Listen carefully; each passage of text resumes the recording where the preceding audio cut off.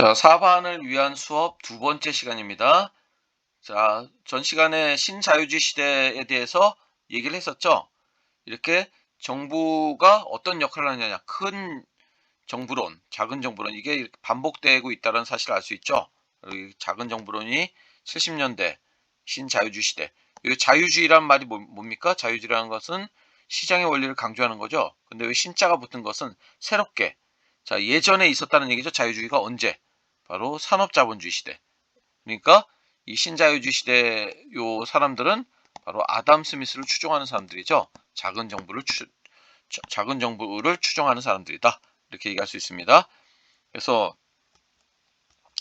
자, 여기 보면은 이 신자유주의 시대에는 시장 원리가 준수된다든지 복지 예산이 축소된다든지 공기업을 민영화시킨다든지 공기업을 인간에 파는 거죠.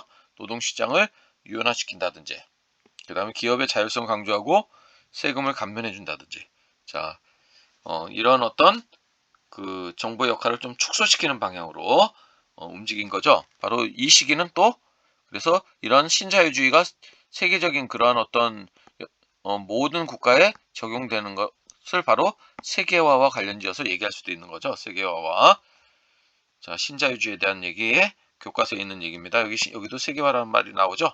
그렇죠? 자, 그 다음에 교과서에 있는 케인스와 하이에크의 얘기 저번에도 얘기했지만은 자, 요거 다른 반에서도 얘기했는데 선생님이 중간고사 때 케인스는 큰 정부론을 주장한 사람이죠. 큰 정부를 주장한 사람이고 하이에크는 이 사람은 바로 신자유주의자의 어떤 큰형이라고 볼 수 있습니다. 그러니까 이 사람은 애덤 스미스를 추종하는 사람이니까 작은 정부를 주장하는 사람이죠.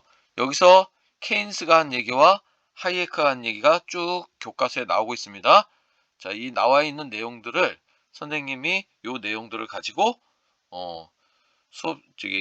중간고사 때 문제를 만들 테니까 요 내용들을 잘 읽어보고 큰 정부론에서 주장하는 바와 작은 정부론에서 주장하는 바가 뭔지를 확실하게 구분해 주시기 바랍니다. 이걸 시험 문제로 내겠습니다. 자, 여기까지.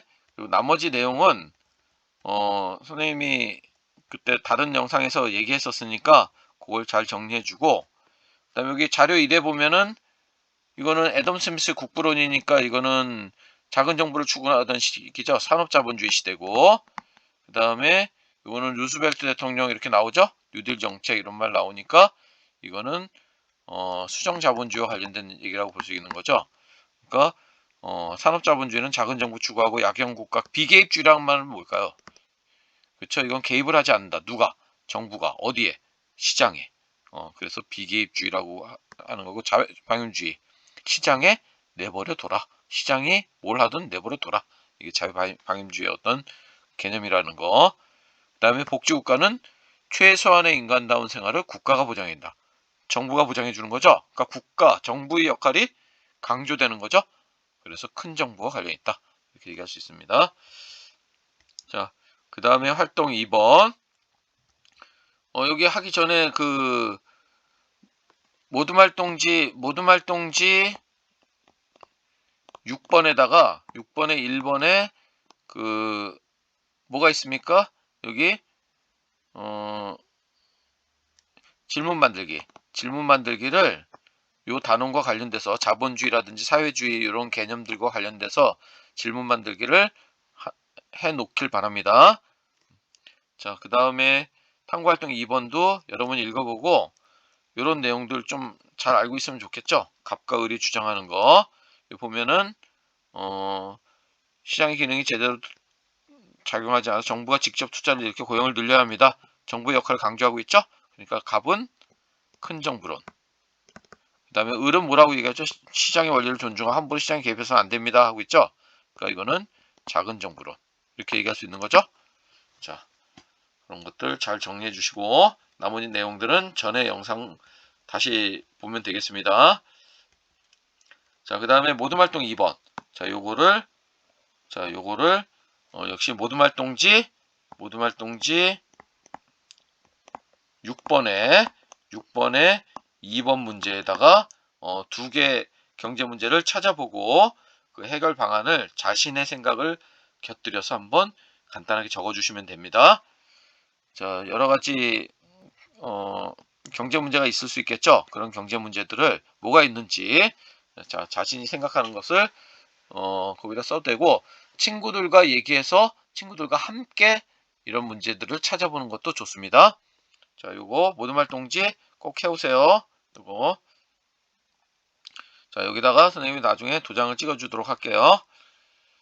그 다음에 자, 탐구활동 3번. 탐구활동 3번 보면 자, 여기 우리나라 헌법 조항인데 이것도 얘기했었죠?